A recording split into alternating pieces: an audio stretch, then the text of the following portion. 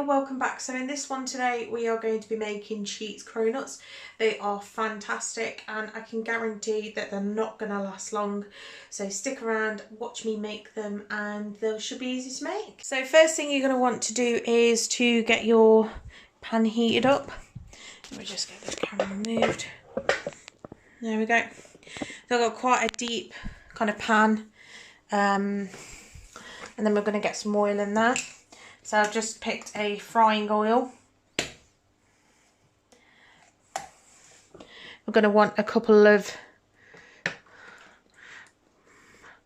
I'll probably say about an inch to be fair. We can always top this up after if we need to. So let that heat up slowly.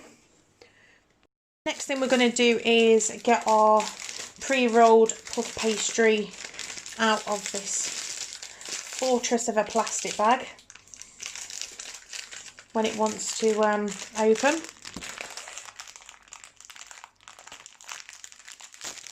There we go. So you can make your own for this or you can buy it pre-rolled as what I've done. So you're just wanting to get this unrolled.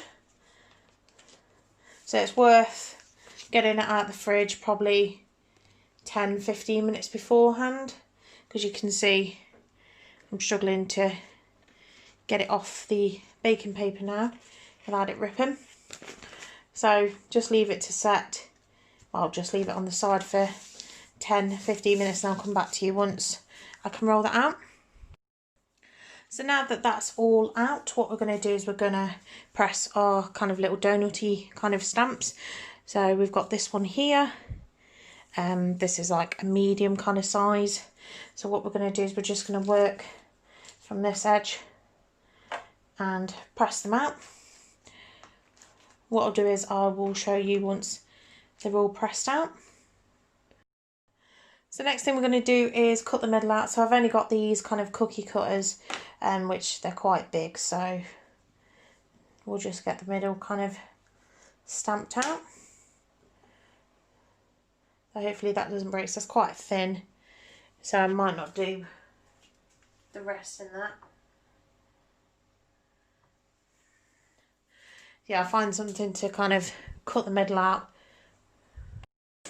So don't mind me using a little spice lid. That'll kind of help get the gaps. So it will be kind of that size, which is nice, a nice kind of donutty, and you've got a little donut hole there. So let me just bring you over here. Boop. There we go. So I threw the kind of scrap ones into the oil just to see how hot it was, and they are slowly cooking away. So just be careful when you're doing this.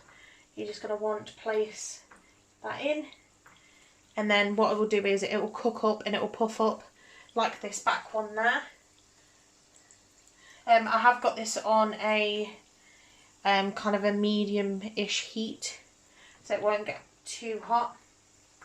You just got to kind of keep your eyes on them until they're goldenish.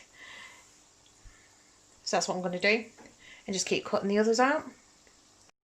So as you can see, they're getting nice and golden now.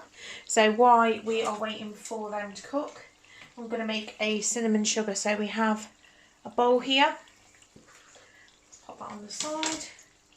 You're going to get some caster sugar,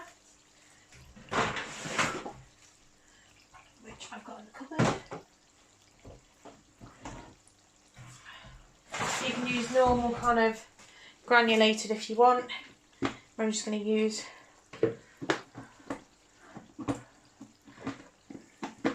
some caster sugar when the lid comes open, or not.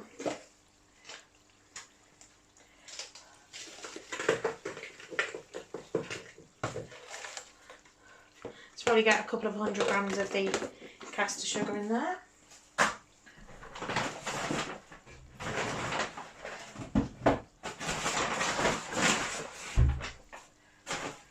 And we are going to add some cinnamon to that. So that's just some ground cinnamon. Where my camera is. There we go. No particular shop.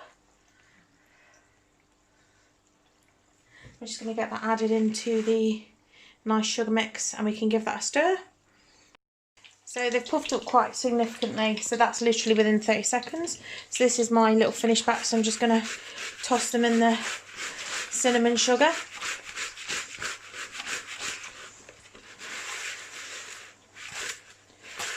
Very gently, of course, so they don't all break up. Just make sure they get covered.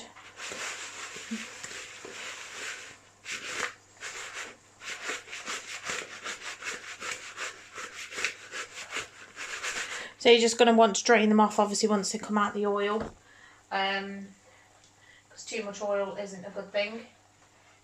So it'll just make the sugar stick to them. So I can get them put down.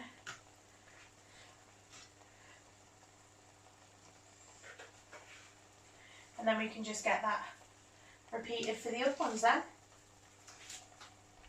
Honestly, it's so fun to toss these.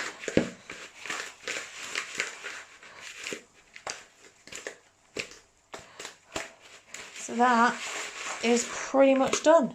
So I'll come back to you guys once they're all done. Also, as a side note, I can't remember whether I've told you, I put mine in to drain in like a tub with some kitchen roll. So then the oil just, the sugar doesn't get as oily, and then it won't stick if it's oily. So I'm just waiting for my last 3 to do, and then you get as much excess off as you can. Just be careful when you're doing this that you don't splash yourself. Just pop it in there. The kitchen towel will just help soak up any extra kind of oil that's left.